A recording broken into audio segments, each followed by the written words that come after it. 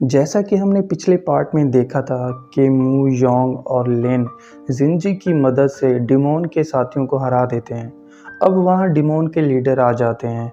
वो लिन की पावर देख के हैरान रह जाते हैं और ऐसा इसलिए क्योंकि लिन छोटी सी उम्र में स्टार सोल की दूसरी स्टेज पे पहुंच चुकी थी। वो दोनों उनकी फाइट देखने लगते हैं। इसी बीच लिन फायर एरोज से फिर से डिमोन पे अटैक कर देती है।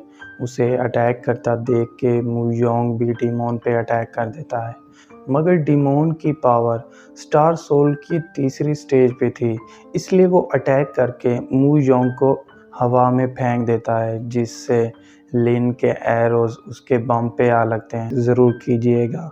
और अगर आप चाहते हैं कि मैं सुप्रीम गैलेक्सी के आगे के एपिसोड्स को भी एक्सप्लेन करूं, तो कमेंट करके ज़रूर बताइएगा। Thank you.